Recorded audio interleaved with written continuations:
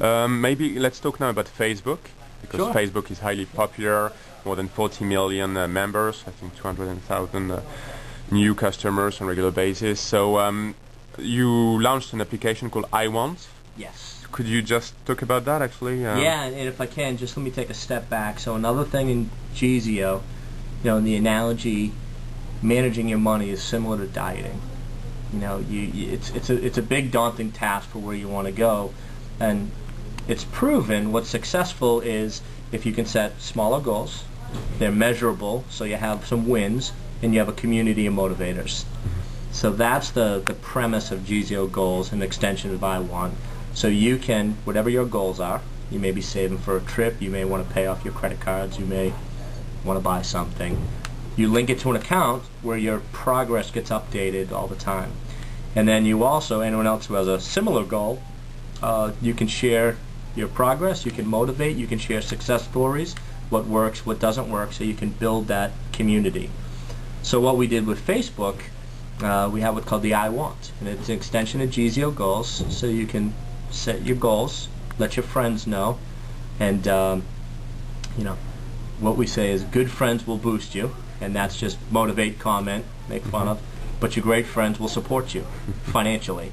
And here it's almost the play off. If you look at Facebook gifts, how many people are spending $1 to give you an icon of a teddy bear, and it just shows you that $1, $2 to an individual's not much, but if you pull that, you can really get some great successes.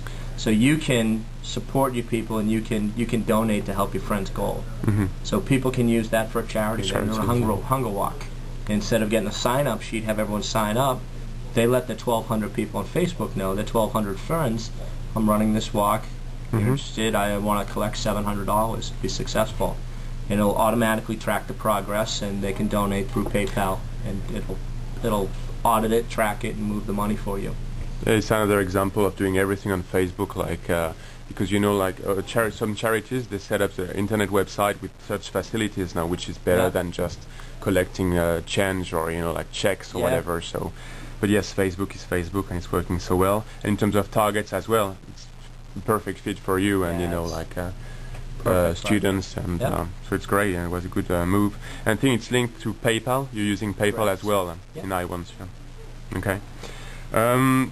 In terms of vision of the market, maybe it's the last question, like how do you envision actually the market, so personal finance, and again the relationship with banks for the next 6 months, let's say. It's long enough anyway. Well, I think the most interesting thing to come out of this is, banks can look at our space, companies like us, as the best friend they could have, because now there's an opportunity to leverage these tools and build a community that they're certainly not going to build their own.